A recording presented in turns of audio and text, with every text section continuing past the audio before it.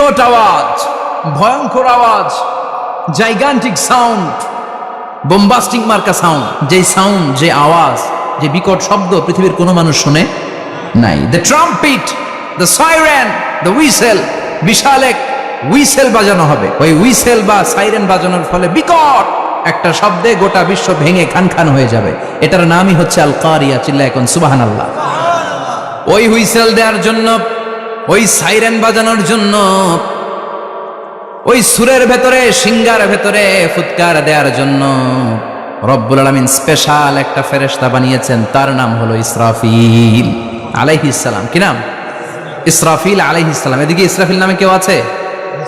হ্যাঁ, অনেকে রাখে ইসরাফিল নামটা, কিন্তু অনেকে রাখে। আজরাইল রাখে নাকি? হ্যাঁ, আজরাইল রাখে না, ইসরাফিল কিন্তু রাখে। তো এই ফেরেশতাকে আল্লাহ তাআলা বিশাল একটা হুইসেলের ভিতরে, সাইরেনের ভেতরে 3টা ফুৎকার দেওয়ার জন্য তৈরি করেছেন।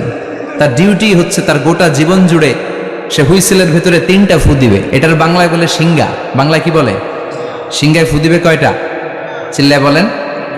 এই ফেরেশতার পা দুটো হচ্ছে জমিনে, এই ফেরেশতার মাথা হচ্ছে আকাশের অনেক উপরে। সৃষ্টির পর থেকে এই ফেরেশতা ওই সিঙ্গাটা, ওই বাঁশিটা তার 2 ঠোঁটের মাঝখানে লাগিয়ে আল্লাহর আরশের দিকে তাকিয়ে আছে, and just waiting for the green signal. আল্লাহর পক্ষ থেকে সিগন্যাল আসার অপেক্ষায় আছে যে আল্লাহ কখন বলবে যে ফু দে। সুবহানাল্লাহ।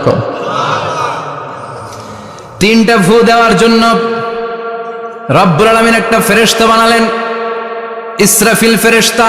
সৃষ্টির শুরু থেকে বিশাল সিঙ্গাটাকে, সাইরেনটাকে, ট্রাম্পিটটাকে 2 ঠোঁটের মাঝখানে লাগিয়ে আল্লাহর আরশের দিকে তাকিয়ে আছে, কবে আমার প্রভু বলবে সাইরেনের মধ্যে বাঁশি বাজা।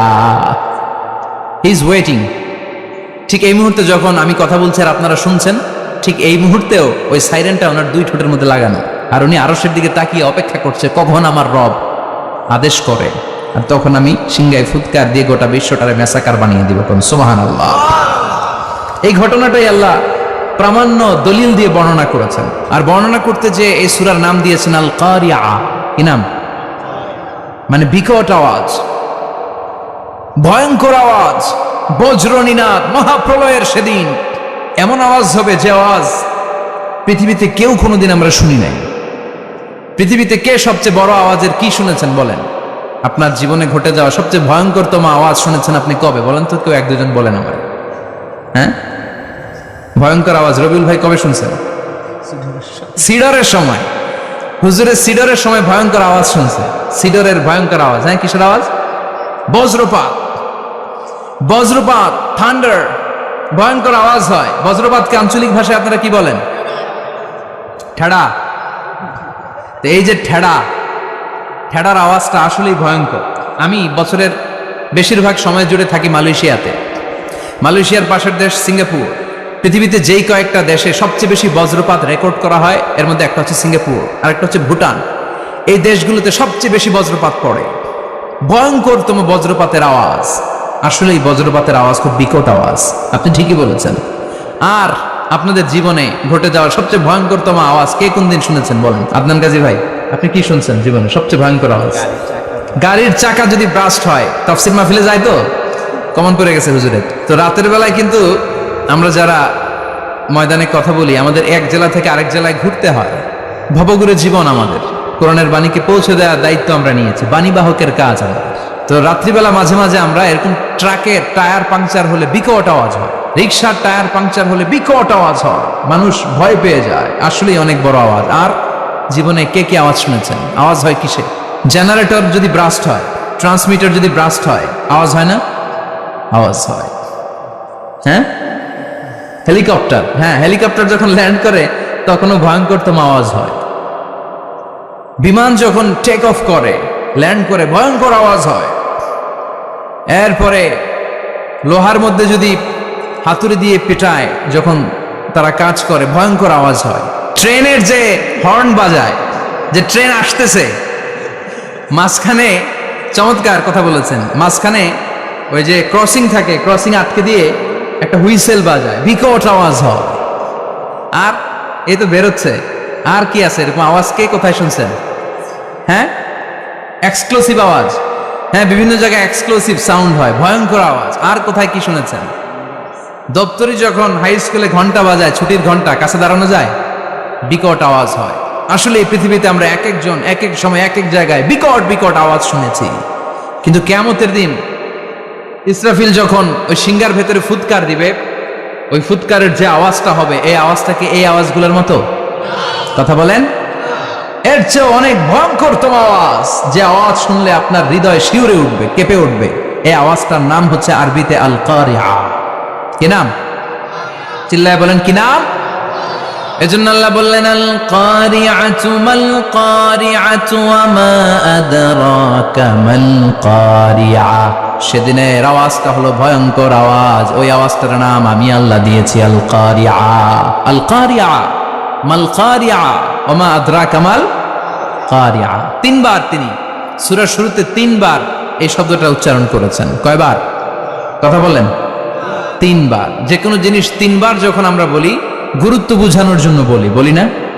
বিশ্বনবী মাঝে মাঝে কোনো জিনিসের ইম্পর্টেন্স, সিগনিফিকেন্স, তাৎপর্য এবং গুরুত্ব বোঝানোর জন্য তিনবার বলতেন। কয়বার? একবার বিশ্বনবী তাকওয়া নিয়ে ওয়াজ করতেছিলেন আর বলছিলেন আত-তাকওয়া হা হুনা, আত-তাকওয়া হা হুনা, আত-তাকওয়া হা হুনা, ওয়া ইউশিরু ইলা সাদরিহি সালাসা মাররাত। তাকওয়া এখানে, তাকওয়া এখানে, তাকওয়া এখানে বলে বিশ্বনবী ওনার হৃদয়ের দিকে, কলবের দিকে তিনবার ইঙ্গিত করেছেন। কয়বার? তাকওয়া মানে কার ভয়? আল্লাহর ভয়। আল্লাহর ভয় নিয়ে যখন ওয়াজ করছিলেন বিশ্বনবী বলছেন তাকওয়াটা এখানে, এখানে, এখানে। তেমনি মক্কাবাসীদের কাছে যখন সূরাতুল কারিআ নাজিল হয়েছে, মক্কার কাফির মুশরিকদের দৃষ্টি আকর্ষণের জন্য আল্লাহ তাআলা এই সূরার শুরুতে আল কারিআ শব্দটা একবার নয়, দুইবার নয়, তিনবার উল্লেখ করেছেন। পড়েন সুবহানাল্লাহ। আল্লাহ বললেন আল কারিআতু মাল কারিআতু ওয়া মা আদরাকা মাল কারিআ ইয়াওমা ইয়াকুনুন নাসু কাল ফারাশিল মাবথুস ওয়া তাকুনুল জিবালু কাল ইহনিল মানফুশ। সুবহানাল্লাহ পড়েন। আল্লাহ বললেন বিকট একটা আওয়াজ হবে, তিনটা আওয়াজ করার জন্য, তিনটা হুইসেল বাজানোর জন্য ইসরাফিলকে আমি বানালাম। প্রথম সিংগার ফুৎকার যখন ইসরাফিল ফেরেশতা হুইসেলের মধ্যে দিয়ে দিবে, তখন যেই ভয়ঙ্কর শব্দটা হবে, ওই শব্দটার নাম হলো আল কারিআ। কি নাম? আল কারিআ। ওটা দেওয়ার সাথে সাথে পুরো পৃথিবীটা লন্ডভন্ড হয়ে যাবে। এখন আমরা যেরকম আরামসে বসে আছি, ওই সময় পৃথিবীর অবস্থা এরকম থাকবে। আল্লাহ বললেন ইয়াওমা ইয়াকুনুন নাসু কাল ফারাশিল মাবথুস ওয়া তাকুনুল জিবালু কাল ইহনিল মানফুশ। সেদিন মানুষগুলো বিক্ষিপ্ত পতঙ্গের মতো নিক্ষিপ্ত হবে, পাহাড়গুলো ভেঙে খান খান হয়ে যাবে, তুলার মতো পাহাড় ধ্বনিত হতে থাকবে, তুলার মতো। সুবহানাল্লাহ পড়ে। মানুষগুলো ছিটকে পড়বে। এই পৃথিবীর মাধ্যাকর্ষণ শক্তি থাকার কারণে আমরা ছিটকে পড়ি না। এই যে বসে আছি, সবকিছু পৃথিবীর মধ্যে লেগে আছে, এটার কারণ দ্য গ্র্যাভিটেশনাল ল, গ্র্যাভিটেশনাল পাওয়ার। এটা পৃথিবীর সবকিছু তার কেন্দ্রের দিকে টেনে রাখে। কিন্তু কিয়ামতের দিন আল্লাহ পৃথিবীটারে ধরে যখন একটা ঝাঁকুনি দিবেন, একটা কাঁপুনি দিবেন, একটা ভাইব্রেশন দিবেন, একটা আর্থকোয়েক, একটা ভূমিকম্প দিবেন, মুহূর্তের মধ্যেই পুরো পৃথিবীর সবকিছু ছিটকে পড়ে যাবে। চিল্লায় পড়েন আল্লাহু আকবার। মানুষগুলো পৃথিবীতে বসে থাকতে পারবে না, দাঁড়িয়ে থাকতে পারবে না, ডানে বায়ে সামনে পিছনে কে কোথায় ছিটকে পড়বে কোনো ইয়ত্তা থাকবে না। কাল ফারাশিল মাবথুস। মানুষগুলো বিক্ষিপ্ত পতঙ্গের মতো নিক্ষিপ্ত হবে। শীতকালে ছেলেপেলেরা গ্রামাঞ্চলে অনেক সময় র্যাকেট খেলে না, ব্যাডমিন্টন খেলে, দেখবেন ওই খেলার জন্য শীতকালে ক্ষেতের মাঝখানে বাঁশ গেড়ে দেয় আর বাঁশের মধ্যে লাইট লাগায়। এলাকায় খেলেনি?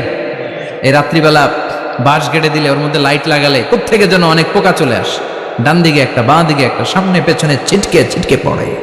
কিয়ামতের সেই কঠিন দিন মানুষগুলো বিক্ষিপ্ত এরকম পতঙ্গের মতো ডানে বায়ে ছিটকে ছিটকে পড়বে। পাহাড়গুলো চূর্ণ বিচূর্ণ হয়ে যাবে, ভেঙে খান খান হয়ে যাবে। তুলাকে ধ্বনিত করলে তুলা যেমনি ধ্বনিত হয়, তুলার মাঝখানে লাঠি দিয়ে পেটালে, তুলাকে পাতলা করার জন্য, আরামদায়ক করার জন্য, মোটা বানানোর জন্য যখন লাঠি দিয়ে ধ্বনিত করা হয়, দেখবেন সামান্য তুলার ধুলিকণা, ছিটেকণা বাতাসের মধ্যে শূন্যে ভাসে।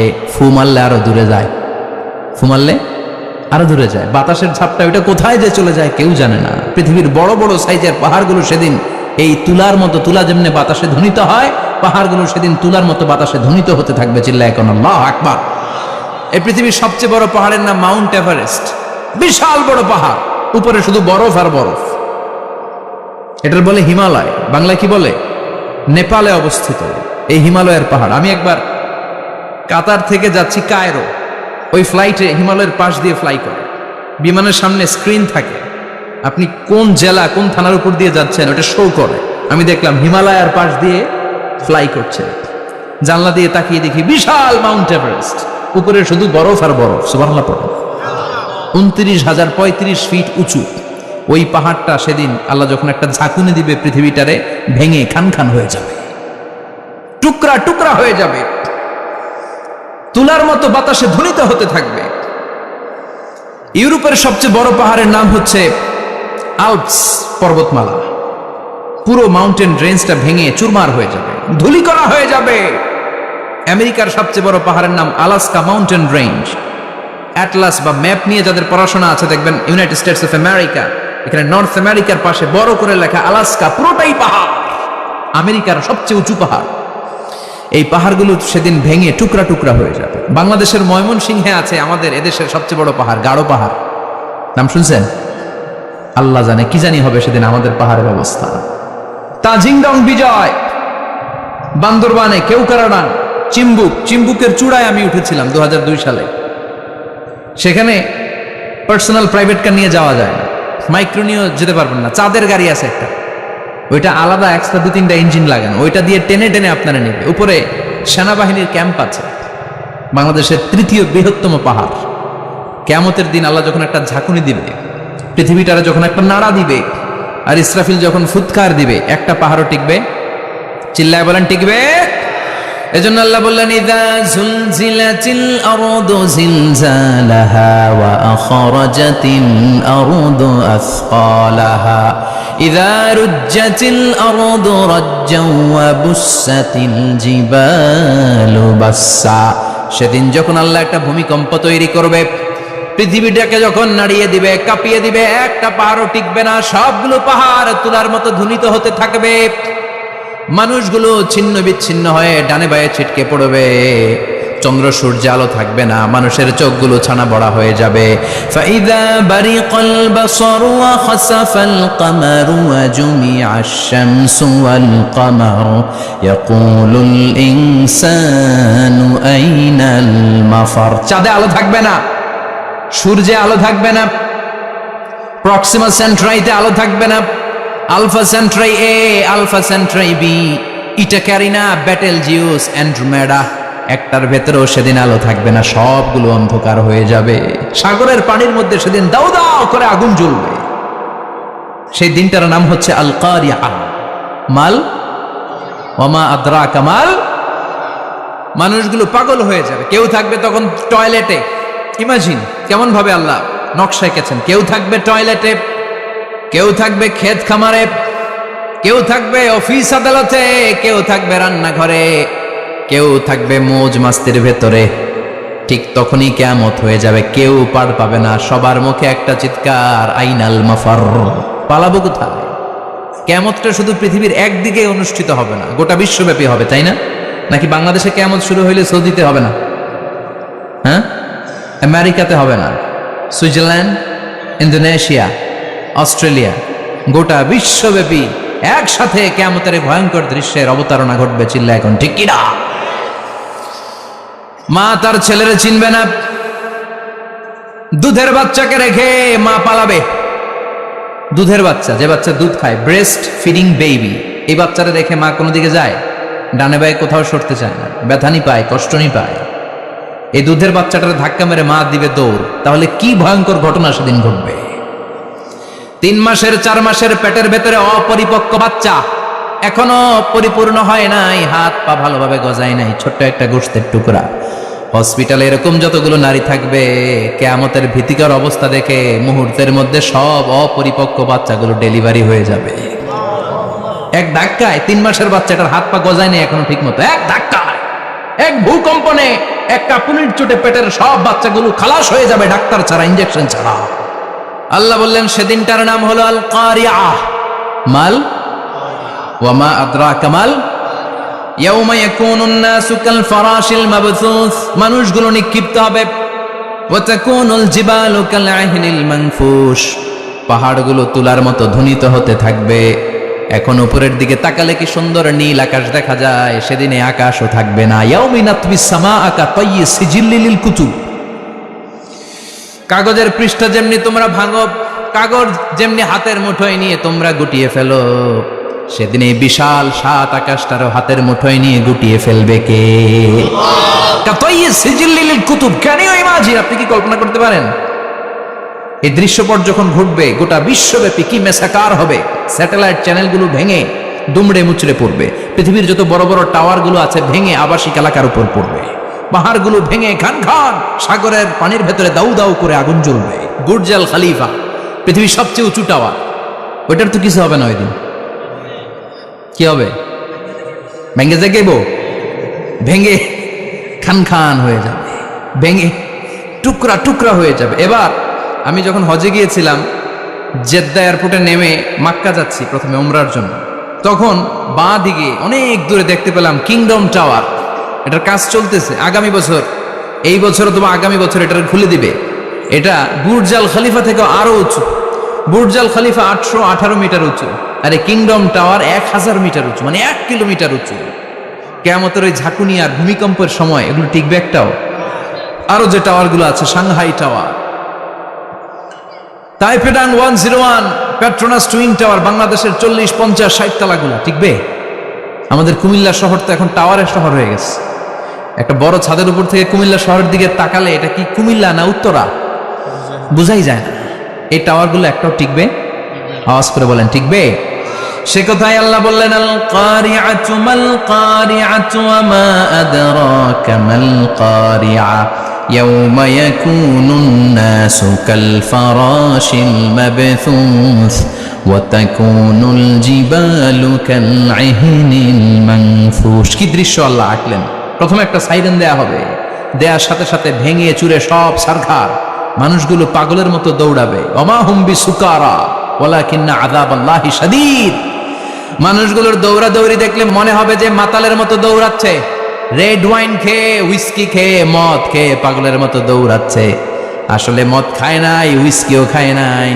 সেদিন আল্লাহর আযাব এত ভয়ঙ্কর হবে, মানুষগুলো সব হয়রান হয়ে যাবে, মানুষগুলো পাগলের মতো দৌড়াবে। সাগরের পানিতে দাউ দাউ করে আগুন, স্যাটেলাইট ভেঙে খান খান, বিল্ডিংগুলো ভেঙে ভেঙে পড়ছে, পাহাড়গুলো ধ্বনিত হচ্ছে, গোটা বিশ্বব্যাপী বিকট আওয়াজ। পৃথিবীর যখন ঠিক এইরকম অবস্থা, আল্লাহ তাআলা ইসরাফিলকে বলবে, ইসরাফিল 3টা ফুৎকার দেওয়ার জন্য তোকে তৈরি করেছি, এবার দ্বিতীয় ফুৎকারটা দে। তাকে ফুৎকার দিতে হবে মোট কয়টা? আরো জোরে বলেন। সে কেবল একটা দিয়েছে, এবার দ্বিতীয় ফুৎকার দিবে। দ্বিতীয় ফুৎকার যখন সে দিবে, মুহূর্তের মধ্যে পৃথিবীর মধ্যে যত মানুষ আছে সবগুলো মরতে শুরু করবে, একটার পর একটা মালাকুল মাউত রুহু কবজ করতে শুরু করবে। মরবেন না শুধু একজন, চিল্লায় বলেন তিনি কে? কুল্লু মান আলাইহা ফানি ওয়া ইয়াবকা ওয়াজহু রাব্বিকা যুল জালালি ওয়াল ইকরাম ফাবিআইয়ি আলাই রাব্বিকুমা তুকাযযিবান। পৃথিবীর মধ্যে যা যা তোমরা দেখো সব হয়ে যাবে ফান। সব কি? ফান। আমরা বলি না ফানা ফানা, বলি ফানা ফানা হয়ে যাবে, কিছু থাকবে না, থাকবে একজন, চিল্লায় বলেন তিনি কে? এজন্য সব সময় আল্লাহর কাছে কামনা করবেন, আল্লাহ তুমি ঈমানের মরণ দাও। পড়ে না আমিন? ও আল্লাহ তুমি আমাদেরকে শাহাদাতের মরণ দাও। পড়ে না আমিন? আমাকে শহীদ করে সেই মিছিলে শামিল করে নিও, যে মিছিলের নেতা আমির হামজা খোবায়েবে খাব্বাব আল্লাহর কাছে ছিল অতি প্রিয়, শামিল করে নিও আমাকে শহীদ করে সেই মিছিলে শামিল করে নিও। পড়েন আমিন? বিষ্ণুবী বলেন, শাহাদাতের তামান্না নিয়ে যদি, অন্তরে শাহাদাতের ইচ্ছা নিয়ে যদি, শাহাদাতের তামান্না নিয়ে যদি কেউ বিছানার মধ্যে ডায়রিয়া রোগে আক্রান্ত হয়েও মারা যায়, হার্ট অ্যাটাক করেও মারা যায়, স্ট্রোক করেও যদি মারা যায়, কিন্তু অন্তরে যদি শাহাদাতের তামান্না থাকে, কিয়ামতের ময়দানে শহীদদের সাথে তারে দাঁড় করাবে কে? ঈমানের পথে অবিচল থেকে আমার মরণ যেন হয়। পড়েন আমিন, আমার সাথে সাথে বলেন।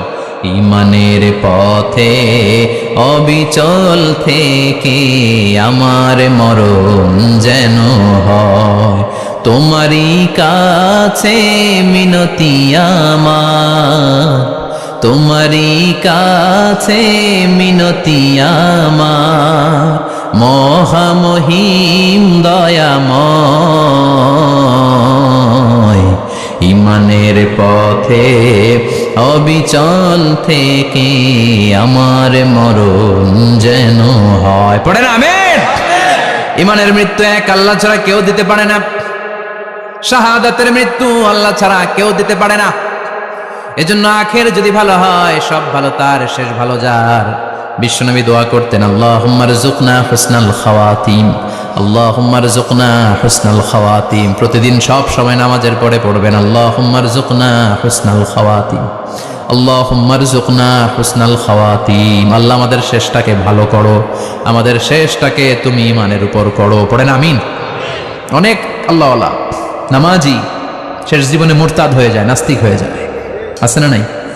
এজন্য বিশ্বনবী বলতেন, আল্লাহুম্মা রযুকনা হুসনাল খাওয়াতিম, আল্লাহ শেষটা আমার ভালো করো, আমার শেষটা যেন কালিমাতুত তাইয়্যিবা লা ইলাহা ইল্লাল্লাহর উপর হয়, আমার শেষটা যেন ঈমানের উপর হয়। পড়েন আমিন।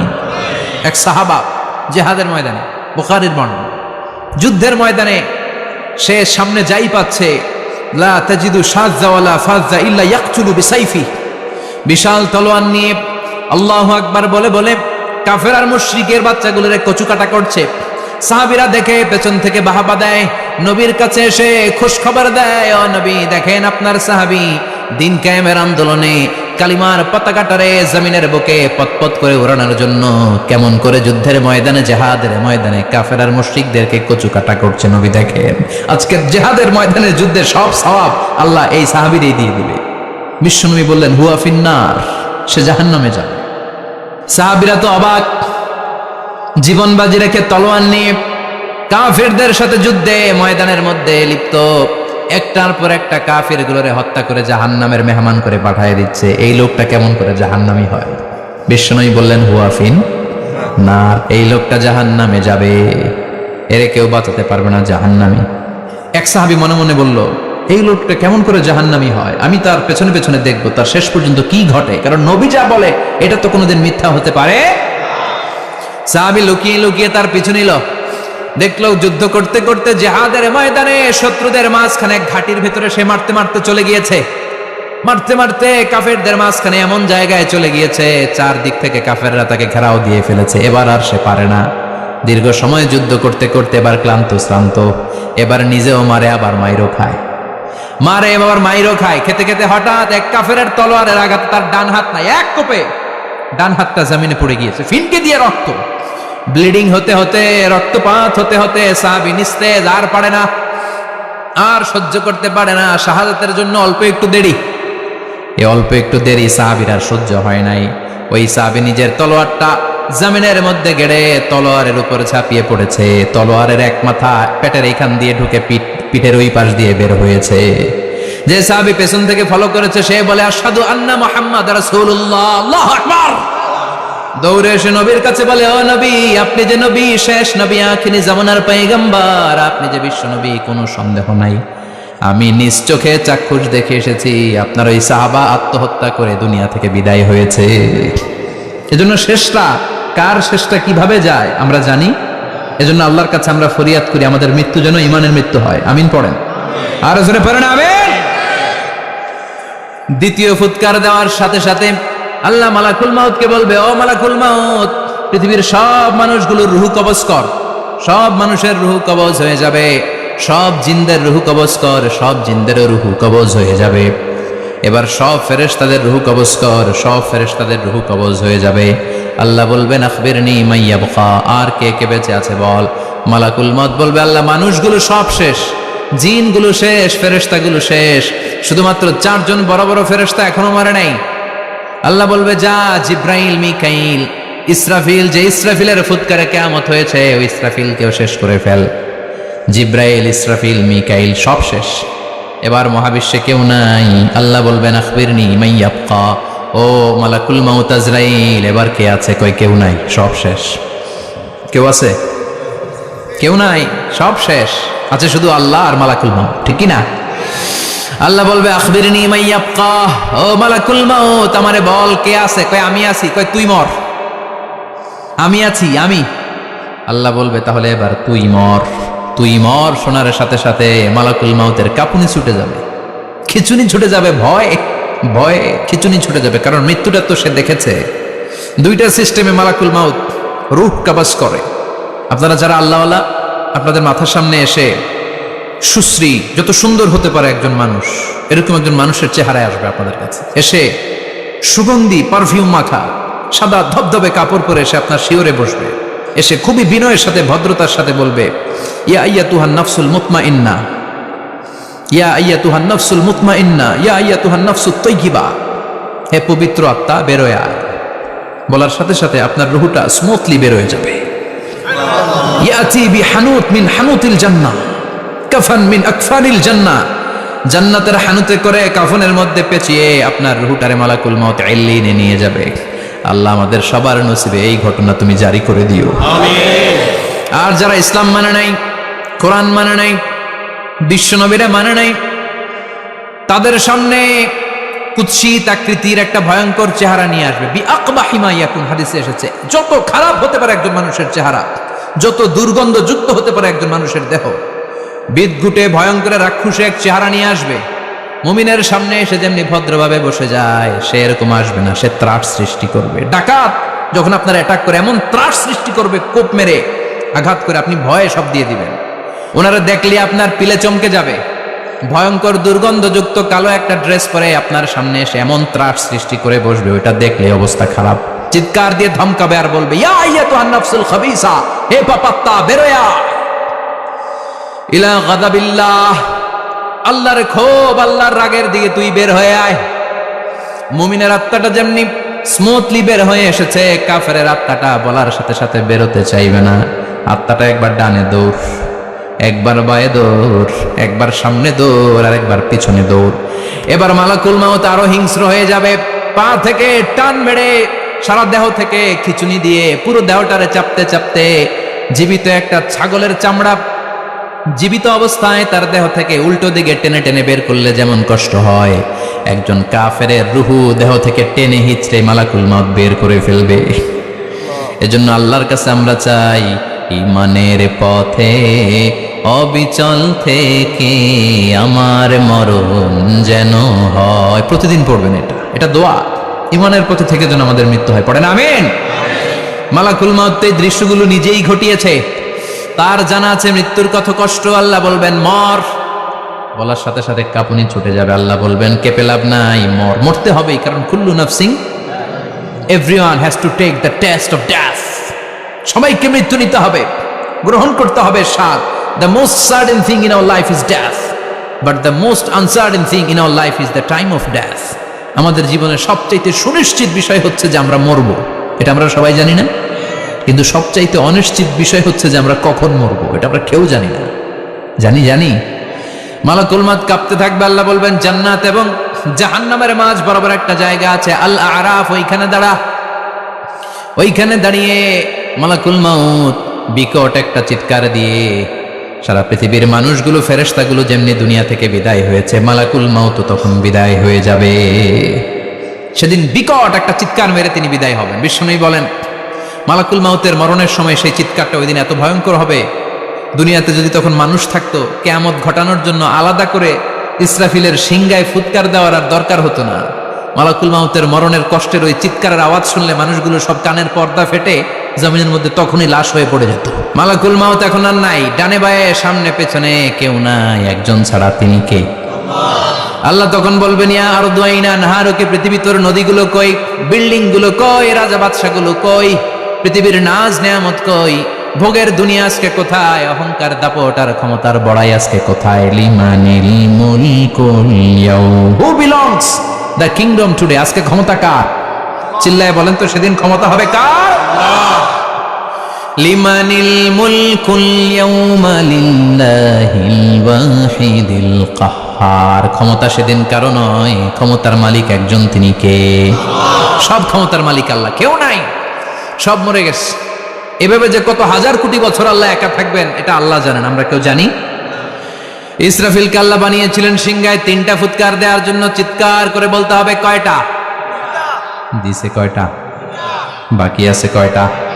এবার রব্বুল আলামিন ইসরাফিলকে জীবিত করবেন, জীবিত করে বলবেন তাড়াতাড়ি 3য় ফুৎকার দিয়ে তোর ডিউটি শেষ কর। সুবহানাল্লাহ পড়েন।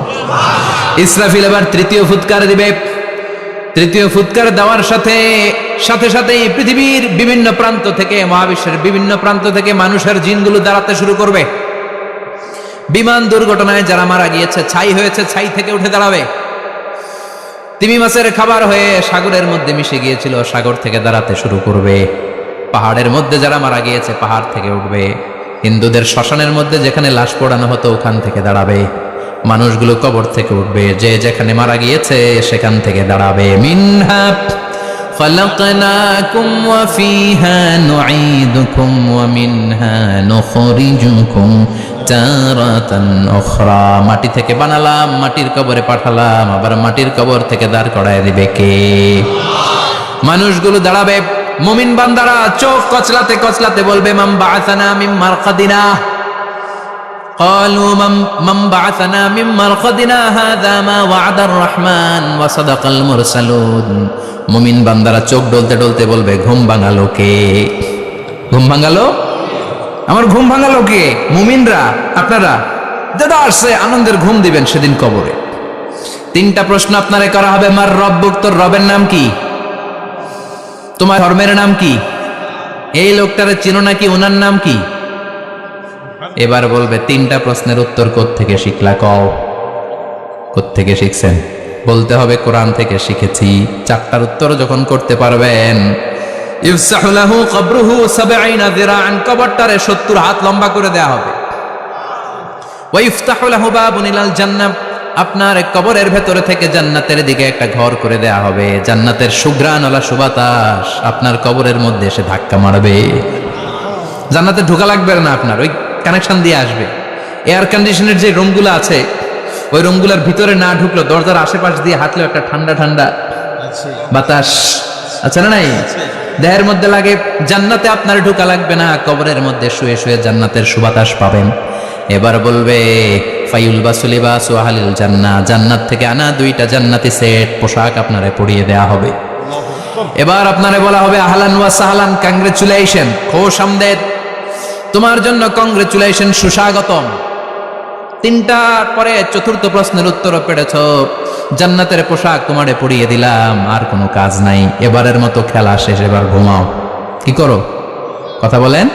ঘুমাও। নাম কানাউমিল আরুস, বাসর রাতে বর যেমনি কনেকে নিয়ে শান্তির ঘুম দেয়, এরকম ঘুম দাও। তোমার ঘুম কেউ ভাঙাতে পারবে না ইসরাফিলের 3 নাম্বার ফুৎকার ছাড়া। সুবহানাল্লাহ পড়বেন না? সেই ঘুম ভেঙে যাবে। চোখ ডলতে ডলতে বলবে মান বাআসানা মিন মারকাদিনা হাযা মা ওয়া'দার রহমান ওয়া সাদাকাল মুরসালুন। চোখ ডলতে ডলতে বলবে কে আমাদের ঘুম ভাঙালো? ফেরেশতারা বলবে হাযা মা ওয়া'দার রহমান, এটা সেই দিন যে দিনের ওয়াদা দিয়েছে কে? আজকের দিনটা হলো ফাইনাল দিন।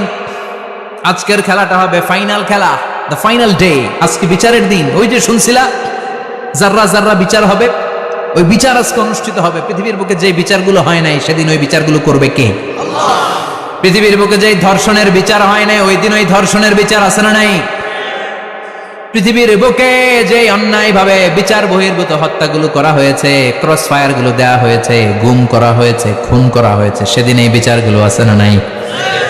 পৃথিবীর বুকে জুলুম করে একজনের জমি আরেকজন মাইরা খাইছে, ওনার দাপট ছিল, ওনার উপরে কোনো কথা ছিল না গ্রামে, কিন্তু কিয়ামতের ওই কঠিন দিনে এগুলোর বিচার আছে না নাই? বিচার যদি না থাকতো, all the worldly life it's a joke. বিচার না থাকলে পৃথিবীটা এটা একটা জোক, এটা একটা খেলাধুলা। অবশ্যই বিচার থাকতে হবে, বিচারের কাঠগড়ায় তোমাকে দাঁড়াতে হবে। চিল্লা এখন ঠিক কিনা? সবাই দাঁড়াবে। the day of resurrection, the day of qiyamah, al-qari'ah, mal ওমা আদরাকা মাল। বিশ্বনবী বলেন উলঙ্গ হয়ে দাঁড়াবে সব। ইহশারুন নাসু ইয়াওমাল কিয়ামাতি হুফাতান উরাতান মুশাতান গুরলাত।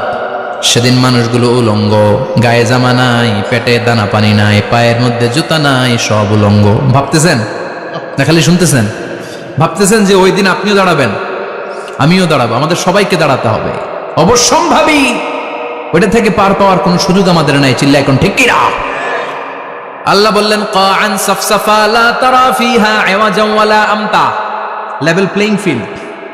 এক জায়গা থেকে কোটি কোটি মানুষ এক নজরে দেখা যায়, সবগুলো উলঙ্গের মতো দৌড়াবে, পেটে দানা পানি নাই, খাওয়া দাওয়া নাই, ক্লান্ত শ্রান্ত পেরেশান। আকাশের সূর্যটা একেবারে মাথার কাছে চলে আসবে। আল্লাহর আরশের ছায়া ছাড়া সেদিন কেউ কোনো ছায়া পাবে না। আল্লাহ এই কঠিন দিন তোমার আরশের নিচে গুনাহগার বান্দাদেরকে তুমি ছায়া করে দিও। আল্লাহর আরশের ছায়া ছাড়া সেদিন কোনো ছায়া নাই। সূর্যের তাপে মাথার মগজগুলো ভাতের মাড়ের মতো গলে গলে নাকের ছিদ্র দিয়ে কানের ছিদ্র দিয়ে বেয়ে বেয়ে পড়বে। মানুষগুলো ক্লান্ত শ্রান্ত পেরেশান, ক্ষুধার জ্বালায় তৃষ্ণার জ্বালায় জিহ্বাটা বের হয়ে যাবে। 50,000 বছর হবে সে দিনটা লম্বা। কয় হাজার? 50,000 বছর। পাগল হয়ে যাবে মানুষ, পাগল। মা আয়েশা বললেন ইয়া রাসূলুল্লাহ, ইয়া হাবিবাল্লাহ, ভয়ঙ্কর সেদিন মানুষগুলো দাঁড়াবে, নারী পুরুষ কারো গায়ে জামা নাই। তাহলে কি মানুষের লজ্জা লাগবে না? Don't they feel any shy, any shame?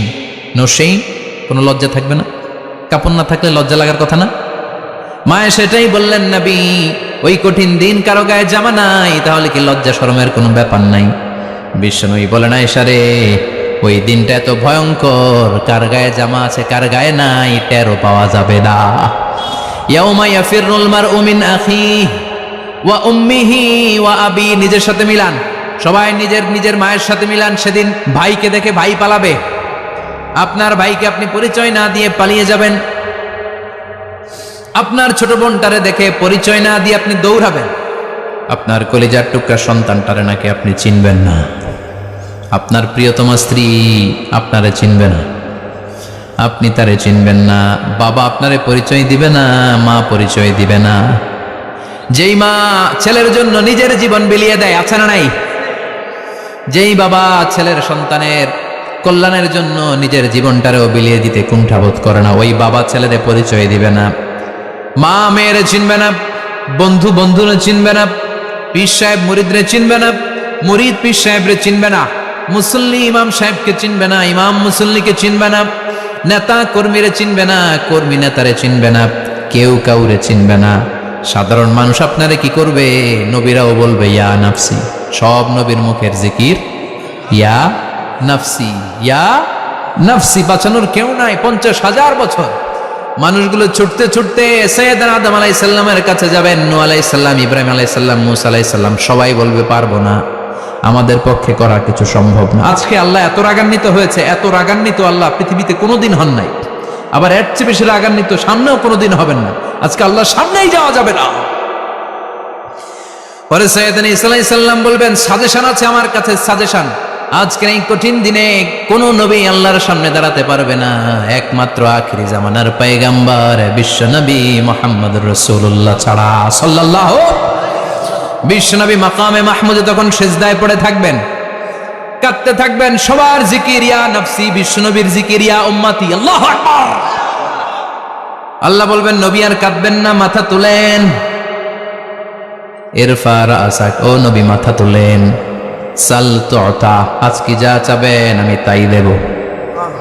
ওয়াশফা তুশাফা, যার জন্য সুপারিশ করবেন কবুল করে নেব। কঠিন দিন, ওই ভয়ঙ্কর দিনের ভয় অন্তরে থাকার দরকার আছে না নাই? ওই দিনটার নাম আল কারিয়া, আমাল ওমা আদরাকা মাল। এরপর আল্লাহ বললেন ফাআম্মা মান সাকুলাত মাওয়াজিনুহু ফাহুয়া ফি ঈশাতির রাদিয়া ওয়া আম্মা মান খাফফাত মাওয়াজিনুহু ফাউম্মুহু হাবিয়া ওয়া মা আদরাকা মা হিয়া নারুন হামিয়া। পড়েন আল্লাহু আকবার। দেখেন বর্ণনাটা কেমন করে দিচ্ছেন। আল্লাহ বললেন, সেদিন আমি মিজানের পাল্লায় তোমাদের সব কিছুর ওজন দেব। মিজানের বহুবচন হচ্ছে মাওয়াজিন। মিজান মানে দাঁড়িপাল্লা, মিজান মানে কি? বহুবচন কি? মাওয়াজিন। আল্লাহ বললেন, ফাআম্মা মান সাকুলাত মাওয়াজিনু, এই মিজানের পাল্লা যদি কেউ ভারী করতে চান, একটা দোয়া সকাল সন্ধ্যা পড়বেন, সুবহানাল্লাহি ওয়া বিহামদিহি সুবহানাল্লাহিল আযীম। আমার সাথে সাথে আওয়াজ করে পড়েন, সুবহানাল্লাহি ওয়া বিহামদিহি সুবহানাল্লাহিল আযীম, সুবহানাল্লাহি ওয়া বিহামদিহি সুবহানাল্লাহিল আযীম।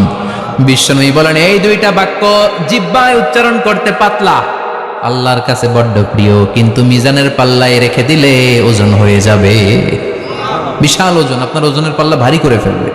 সেদিন আল্লাহ মিজানের পাল্লায় জাররা জাররা হিসাব করবে। মিজানের শাব্দিক সুন্দর অর্থ হচ্ছে নিক্তি পাল্লা। কি পাল্লা? কথা বলেন। মিজানের পাল্লার শাব্দিক বাংলা অর্থ হচ্ছে, সুন্দর অর্থ হচ্ছে নিক্তি পাল্লা। দাড়ি পাল্লাতে আলু মাপে, ডাল মাপে, চাল মাপে, এগুলো মাপে। নিক্তি পাল্লাতে স্বর্ণ মাপে, ঠিক কিনা? দাড়ি পাল্লা দিয়ে স্বর্ণ মাপতে দেখছেন? নিক্তি পাল্লা দিয়ে মাপে, কারণ দাড়ি পাল্লায় খুব সূক্ষ্ম হিসাব করা যায় না। দু চারটা চাল ডাল বেশি কম এদিকে যাক ওদিকে যাক তেমন সমস্যা নাই, কিন্তু স্বর্ণ যদি কিছু বেশি কম যায়, আমও শেষ, সালাও, ব্যবসা শেষ। ক্রেতা পাইয়ে গেলে উনি লাভবান, আমি পাইয়ে গেলে আমি লাভবান। এজন্য স্বর্ণ মাপতে হয় নিক্তি পাল্লা দিয়ে। নিক্তি পাল্লার এখন মিটার বের হয়েছে, ওটার মধ্যে একটা চুল ছিঁড়েও যদি আপনি 2-3টা চুল ফেলে দেন, ওইটা ওজনে এসে যাবে, পয়েন্ট এত এত, এটার ওজন আছে। সুবহানাল্লাহ পড়েন। আল্লাহ এরকম নিক্তি পাল্লা সেদিন দাঁড় করাবে, যে নিক্তি পাল্লার ভেতরে আল্লাহ জাররা জাররা হিসাব করবে। ফামাইয়া আমাল মিসকালা জাররাতিন খাইরান ইয়ারা। জাররার উদাহরণ আমি এরকম দেই, শীতের দিন সকালবেলায় যাদের টিনের ঘর আছে, দেখবেন টিনের ঘরে উপরে ছিদ্র আছে, ওই ছিদ্র দিয়ে সূর্যের আলো ঘরে ঢুকে। ঘরে ঢুকলেই দেখবেন ঘরের কোথাও আলো নাই, কিন্তু এই টিনের ছিদ্র দিয়ে সূর্যের চিকন একটা আলো ঘরে ঢুকেছে। ওইটা সামনে গেলে দেখবেন যে ওই আলোটার মধ্যে পাতলা পাতলা ধুলা বালি উঠতেছে, ঘরের কোথাও দেখা যায় না, কিন্তু ওইটার মধ্যে দেখা যায়। দেখা যায় না? ওইটারে আরবিতে বলে জাররা। ওই জাররা পরিমাণ পাপ করেছেন সেটাও দেখবেন, জাররা পরিমাণ ভালো করেছেন সেটারও প্রতিদান সেদিন দিবে কে? যাদের মিজানের পাল্লা ভারী হয়ে যাবে, ফাহুয়া ফি আইশাতির রাদিয়া, সে আরামে থাকবে, সুখে থাকবে। তাকে সামনের দিক থেকে এনে এই ডান হাতে আমলনামা দেয়া হবে। ফাআম্মা মান উতিয়া কিতাবাহু বিয়ামিনিহি ফাসাউফা ইউহাসাবু হিসাবান ইয়াসীরা। সেদিন যাদেরকে ডান হাতে আমলনামা দেয়া হবে, তাদের আমলনামা সহজ হয়ে যাবে। আল্লাহ, এই কঠিন বিপদের দিন, যেদিন আমার বাবা আমারে চিনবে না, আমার মা আমারে চিনবে না, সূর্য আমার মাথার উপর, তুমি ছাড়া আমার কেউ নাই, ওই কঠিন দিনে আমারে তুমি ডান হাতে আমলনামা দিও। চিল্লায় পড়েন আমিন। রোজ হাসরে হে আল্লাহ আমার করোনা বিচার, আল্লাহ করোনা বিচার। বিচার চান? প্রতিদিন দোয়াতে বলবেন, আল্লাহ তুমি আমার বিচার করো না, বিচার ছাড়া তুমি আমারে মাফ করে দিও। বিচার করলে আমরা পার পাওয়ার কোনো সুযোগ নাই। বিশ্বনবী বললেন, মান নুকিশা উযিবা, বিচার যারা আল্লাহ করবেন সেদিন বাঁচার কোনো সুযোগ তার জন্য থাকবে না। শুধু দয়া করে মায়া করে মাফ করে দিলে তাকে আটকানোরও কেউ থাকবে। রোজ হাসরে হে আল্লাহ আমার, পড়েন, করোনা বিচার, করোনা বিচার, বিচার চাহি না তব দয়া চাহে হে গুনাহগার, করোনা বিচার। পড়েন আমিন। ডান হাতে আমলনামা দেয়া হবে যার মিজানের পাল্লা ভারী হবে। আর ফাআম্মা মান উতিয়া কিতাবাহু ওয়া আম্মা মান খাফফাত মাওয়াজিনুহু, আর যার মিজানের পাল্লা হালকা হয়ে যাবে, ফাউম্মুহু হাওিয়া, তার জন্য আছে ধ্বংস। ওয়া মা আদরাকা মা হিয়া নারুন হামিয়া, এটা কেমন ধরনের ধ্বংস জানো নাকি? নারুন হামিয়া, দ্য ব্লেজিং ফায়ার, জ্বলন্ত আগুন। তাদেরকে আর ডান হাতে আমলনামা না, তাদেরকে পেছন দিক থেকে এনে বা হাতে আমলনামা দেয়া হবে। আল্লাহ, এটা থেকে তুমি আমাদেরকে বাঁচাও। ওয়া আম্মা মান উতিয়া কিতাবাহু ওয়ারাআ যাহরিহি ফাসাউফা ইয়াদউ সুবুরা, ওরা আমলনামা নিতে চাইবে না। যাদেরকে ডান হাতে আমলনামা দেয়া হবে, আনন্দে উৎফুল্ল হয়ে ওরা তাকবীর দিবে, লিল্লাহি তাকবীর। আর যাদেরকে বা হাতে দেয়া হবে, কয় লাগবে না, কি বলবে? লাগবে না, আমলনামার দরকার নাই। আল্লাহ বলেন লাগবে, আমলনামা নাও, নিজের আমলনামা নিজেই পড়ে নাম্বারিং করো। ইকরা, পড়ো। পড়া ছাড়া কোনো গতি নাই। কোরআনও শুরু করছে পড়ো, আর আখিরাতের আমলনামা শুরু করছে কি দিয়া? কি দিয়ে? ইকরা কিতাবাকা কাফা বিনাফসিকাল ইয়াউমা আলাইকা হাসিবা। আমলনামা পড়ো, নিজেই দেখো কি আমলনামা করেছো। আপনি যে আজকে তাফসীর মাহফিলে আছেন, এটা থাকবে না আপনার আমলনামায়? আজকের আশার সালাত যে জামাতে পড়লেন, আমলনামায় থাকবে না?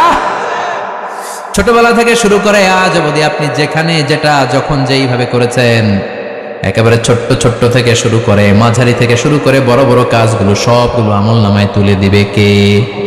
আপনার তো আনন্দের শেষ নাই। আপনার আমলনামায় আছে খালি জামাতে নামাজ, মা বাবার খেদমাত, শিরক আর বেদাতের বিরুদ্ধে জিহাদ, হকের পক্ষে আপনার স্লোগান, ইসলামের পক্ষে আপনার আন্দোলন। আপনি ইসলামের জন্য জীবনটারে বিলিয়ে দেওয়ার জন্য রাজি ছিলেন। আপনি জ্বলে উঠেছিলেন আপন শক্তিতে। আপনার তো ভালো ভালো কাজগুলো দিয়ে আমলনামা ভরপুর। কিন্তু যাকে বা হাতে আমলনামা দেওয়া হবে সে পড়তে চাইবে না, কারণ খুললেই দেখে আকাম আর কুকাম। পৃষ্ঠা একটার পরে একটা উল্টায় খালি আকাম কুকাম, দুর্নীতি, চোরা কারবারি, ফ্যান্সি ডিলের ব্যবসা, মা বাবারে অন্যায়ভাবে অত্যাচার, এলাকার মধ্যে ত্রাস সৃষ্টি, এরকম ডাকাইত আছে না নাই? পাপ দিয়ে যার জীবন সাজানো, ও কি আমলনামা পড়তে চাইবে? ও দেখবে যে ইসলামরে বিভিন্ন জায়গায় যে বাঁশ দিছে ওগুলো আছে না নাই? ইসলামের বিরোধিতা করেছে, কোরআনের বিরোধিতা করেছে, হকের বিরোধিতা করেছে, এরকম আছে না নাই? যত যত জায়গায় ইসলামের বিরোধিতা সব পাবে সে তার আমলনামায়, সে তো পড়তে চাইবে না। সে বলবে মালি হাদাল কিতাবি লা ইউগাদিরু সগীরাতান ওয়ালা কাবীরাতান ইল্লা আহসাহা। এটা কেমন আমলনামা, ছোট যা করেছি সেটাও আল্লাহ দিয়েছে, বড় যা করেছি সেটাও দিয়েছে, ঠিক কি না? সে দেখে অবাক, সে বলবে লাগবে না। আল্লাহ বলবে পর। সবাই সবার আমলনামা মিলায় নেই, কোনোটা বাদ গেল কিনা? সুবহানাল্লাহ পড়ে। কি আহকামুল হাকিমিন আমরা পেয়েছি। Recheck, cross check and double check. আবার চেক করে দেখ। আমরা মহা খুশি, ইসলাম বিরোধীরা মহা দুঃখে থাকবে, বলবে হায় হায় কি আমলনামা। এই আমলনামা অনুযায়ী যদি আমার বিচার হয়, মায়ের তো একটাও মাটিতে পড়বে না, ঠিক কিনা? কি করা যায়? কি করা যায়? ফোন দিয়ে আসবে। এবার মনে মনে খুঁজে পাবে দুনিয়াতে তো মিথ্যে কথা কম বলি নাই, মিছা কথা কম কই নাই, দেখি আজকে একটা মিথ্যা কথা বলে পার পাওয়া যায় কিনা। সে বলবে আল্লাহ আমার কথা আছে। আল্লাহ বলবে কি কথা? আল্লাহ এটা তো আমার আমলনামা না, একটা সিস্টেম, একটা প্রসিডিউর। সে দেখবে যে লেটস চেক, ট্রাই করে দেখি পালানোর সুযোগ আছে কিনা। বলবে আল্লাহ এটা তো আমার আমলনামা না, তোমার ফেরেশতারা ভুল করে আরেকজনেরটা আমারে দিছে, আরেকজনেরটা সলিমুদ্দিনটা আমি কলিমুদ্দিনে দিয়ে দিছি। আল্লাহর ফেরেশতারা ভুল করে কথা বলেন। আল্লাহ বলবে না এটা তোরই আমলনামা। সে বলবে না আল্লাহ এই এত খারাপ কাজ তো আমি করি নাই, আমি তো এত খারাপ ছিলাম না, আমি ভালো মানুষ। আমার আমলনামা না, আরেকজনের আমলনামা আমাকে দেয়া হয়েছে। আল্লাহ বলে আমি যদি প্রমাণ করে দিতে পারি এটা তোরই আমলনামা, কি হবে? সে বলবে আল্লাহ প্রমাণ করে দিতে পারলে দেখা যাবে। আল্লাহ বলবে কেরামান কাতিবিন, আমার স্পেশাল দুইজন ফেরেশতা, তাদের কাছে তোমার এই আমলনামার একটা ব্যাকআপ ফাইল আমার আছে। সুবহানাল্লাহ কোন। কিরামান কাতিবিনা ইয়ালামুনা মা তাফআলুন।